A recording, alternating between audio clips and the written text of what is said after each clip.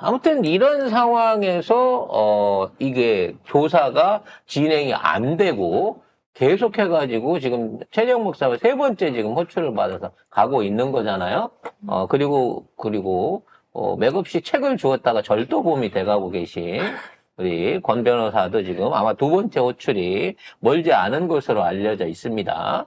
문제는 이거를 일부에서 이제 어떤 방식으로 처리할 거냐라는 데 대해서 계속 관심이 모여지고 있는데, 이와 관련해서 이원석이 어저께는 직접 만나서 챙기는 것 같은 모양새의 워딩을 했다고 해요. 네, 기자들에게는 법 앞에 예외도, 특혜도, 성역도 없다라고 말했고요. 그리고 어제 서초구 대검에서 전입인사 행사 열렸는데 그때 검사들한테는 소금 역할을 제대로 다하지 못한다면 결국 쓸모없이 버림받게 되는 거라고 말했습니다. 근데 말은 이렇게 하면서 이것만 지금 보도가 나가는데, 반대로 지금 대북송금 특검을 민주당에서 지금 진행을 하겠다고 준비를 하고 있거든요. 그래서 이미 이걸 발의를 했는데, 이거를 발의를 하자마자 이거는 사법부에 검찰에 대한 협박이다, 압력이다, 이런 식으로 해갖고 또 반발하고 나서고 있어요. 그러니까 본질은 변하지 않는 거야. 어떻게든 립 서비스를 해가면서 정상적인 것처럼 보이고 있지만, 김건희는 수사할 수 있다는 거야. 왜? 김건희를 수사하는 거 검찰이 안 다치니까. 그렇잖아. 지금 있는 거 최재형 목사나 김건희를 다룬다고 그거는 사인들 두 사람 간의 문제로 갈 수 있고, 적당한 선에서 양쪽 다 법적으로 구속은 못 시키는 사안이기 때문에, 구두 경고 내지는 약식 기소 내지는 기소 후에 종료 이런 식으로 해갖고 대충 정리를 하고 있으니까 사실 이거는 이런 말을 할 수가 있는 거란 말이에요. 근데 대북특검 같은 경우에는 검찰이 싸잡아 나와가지고 이걸 가지고 대규모 조작을 한 거고, 그 조작을 하는 과정 중에 주가 조작이 껴 있는데, 그 주가 조작 관련된 지금 추가 속보들이 나오고 있는 게 쌍방울 주가 조작하는 애들이 도이치모터스 주가 조작하는 애들이랑 같은 세력이었다라는 것까지 요즘 이제 단독으로 보도들이 유튜브나 이런 다른 매체들을 통해서 나오고 있단 말이에요. 이거 건드리는 순간 핵폭탄이거든. 그러니까 지금 있는 입장에서 검찰은 대북송금 특검이나 이 한동훈 특검이나 이런 것들을 밀어내기 위해서라도 김건희만큼은 어떻게든 요거는 제일 작은 부분이니까 손을 봐야 된다라는 생각을 갖고 있는 건 맞는 것 같아요. 근데 처벌의 수위는 어차피 낮은 거니까. 그리고 만일에 이걸 처벌하더라도 김건희는 안전하잖아요.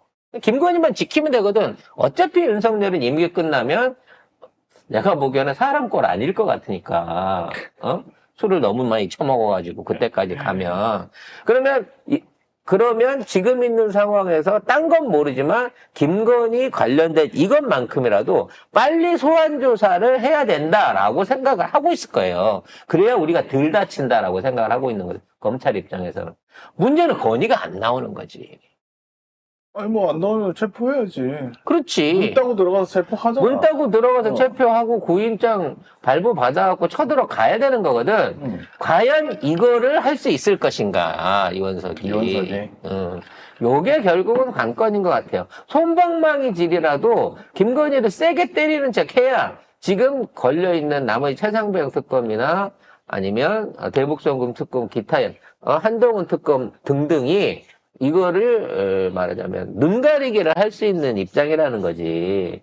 근데 이불로 덮기에는 지은재가 운동장 같아가지고 결국은 이불로 덮는 게 아니라 이불 좀 쳐다봐 주세요 정도의 효과밖에는 없을 것 같다는 거죠.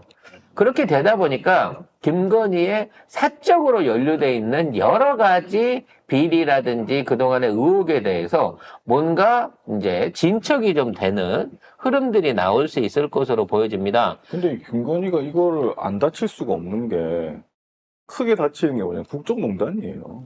그러니까 그거는 김건희의 문제인 거야. 김건희의 문제. 공무원 움직였잖아. 김건희와 얘기했던 그 조현영 비서관. 왜 자꾸 실명을 까지? 다른 이름은 다 틀리면서. 조현영 비서관하고 연결돼 있는 부분인 거고, 그거는 거기서 한 자리 끝내서 털어버리면 돼요. 김건희 라인만 다 날아가면 된다. 그렇지. 그리고 조현영한테 전화를 건 게, 말하자면, 김건희가 직접 건 게 아니고, 김건희하고 목소리가 비슷한 밑에 비서관이 걸었을 수도 있는 거잖아. 그렇기 때문에 그걸 알아서 조 비서관이 알아봐 주는 덕분에, 왜냐면 나는 여사님이 시킨 줄 알고 했죠. 왜냐면 법카를 비서가 썼다고 그래서 이재명 부인도 기소됐잖아요. 그러니까 전화를 받았는데 사실은 그 다른 정 과장한테서 받았는데 저는 그냥 생각 없이 제가 해드렸어요 라고 하면서 본인이 적직을 인정하면 그걸로 끝날 수 있는 부분이거든. 어차피 안 해줬으니까. 그래서 근데 김건희한테 연락을 했는데 공무원한테서 문자를 받았다는 건 이건 큰일이지. 근데 공무원한테 이거를 알아봐 달라고 한 게 김건희가 아니었던 거지. 김건희 밑에 있던 과장인 거지. 그 사람은 왜 최재형한테 전화를 해? 그렇게 치면 김건희가 다시. 그러니까 고리고리 해갖고 나는 안 했는데 밑에 것들이 알아서 했어요.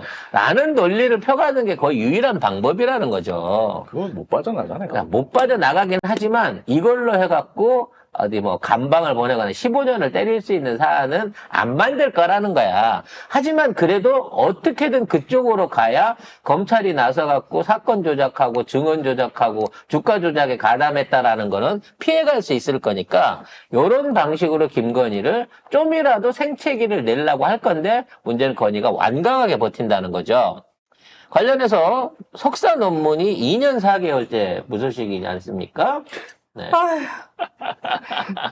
네, 그런 상황에서 장윤금 총장이 연임에 도전했습니다. 그리고 숙대 민주동문회는 공식 홈페이지에 글을 올렸는데요.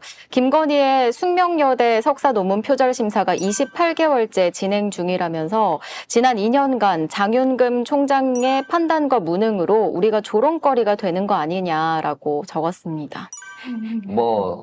당연한 거죠. 이 사람은 방탄을 위해서라도 김건희가 건자에 있는 이상 종신 숙대 총장이나 마찬가지인 건데, 자, 문제는 이렇게 동문 안에서 누군가 문제 제기를 했다고 한들 이 사람이 떨어지냐 이거야. 안 떨어질 거란 말이지. 오히려 될 것이다. 오히려 더 높은 지지율로 탄탄하게 될 가능성이 높다는 거죠. 그런 과정에서 나는 지금 총장 후보 장윤금 총장이 오히려 뭔가를 더 꺼내놓을 것이다.